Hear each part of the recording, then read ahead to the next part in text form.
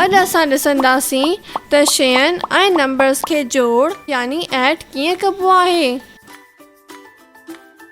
शयुनि या नंबर्स खे जोड़ करण खे एडिशन चइबो आहे। 12 हे प्लस आहे। छा चयो?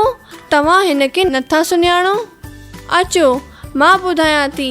जॾहिं असां प्लस खे शयुनि यानी नंबर्स जे विच में लॻाईंदा आहियूं त असां इन्हनि शयुनि या नंबर्स खे ऐड कंदा आहियूं। अचो पहिरियां शयुनि खे ऐड कयूं था। हे गुल आहिनि। 1 2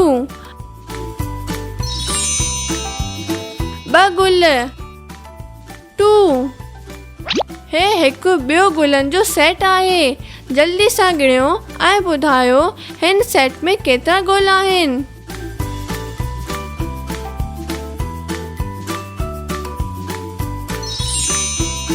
टे गुल 3 हे 2 आहिनि ऐं हे 3 आहिनि। हाणे असां हिननि खे ऐड कंदासीं। तव्हांखे ख़बर आहे न त जमा करण खे ऐड चइबो आहे।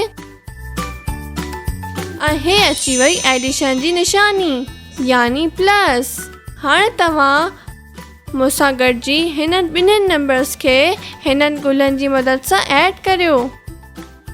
1 2 3 4 5 गुल। हे बराबर जो निशान आहे। हे बि प्लस वांगुरु मैथ जी ख़ासि निशानी आहे जंहिंजो मतिलबु आहे बराबर। यानी 3 + 2 बराबर आहिनि 5 जे। छा तव्हांखे सम्झ में अची वियो? अचो वरी ॾिसूं था। हे कुझु बटन्स आहिनि। मूंसां गॾु गिणो। 1 2 3 4 5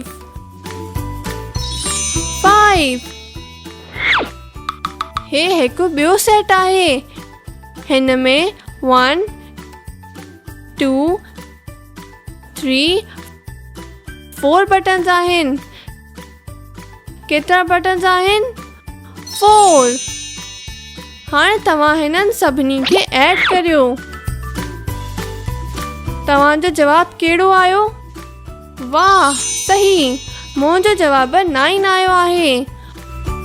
5 + 4 बराबर थींदो 9 यानी 4 + 5 बराबर आहिनि 9 जे।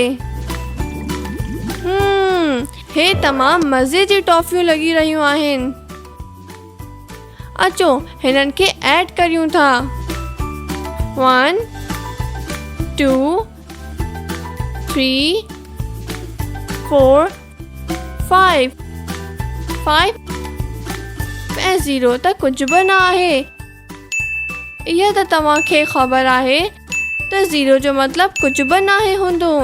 जेकॾहिं असां 0 खे कंहिं बि नंबर सां ऐड कंदासीं त उन सां को बि फ़र्क़ु न पवंदो।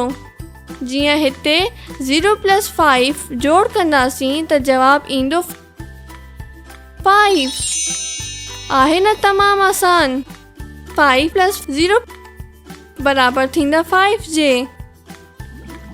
हे छा मुश्किल आहे?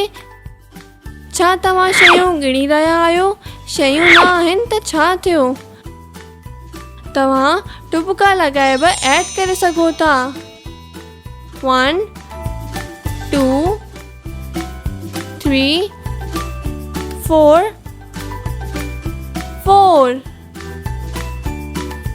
1 2 3 हाणे हिननि सभिनी खे मिलाए गिणियूं था। 1 2 3 4 5 6 7 4 + 3 बराबर आहिनि 7 जे। 6 + 4 बराबर आहिनि। हाणे तव्हां मूंसां गॾु हिननि ॿिन्हिनि नंबर्स खे ऐड करियो। टुबकनि खे गिणण वक़्तु हर टुबके खे सही गिणियो।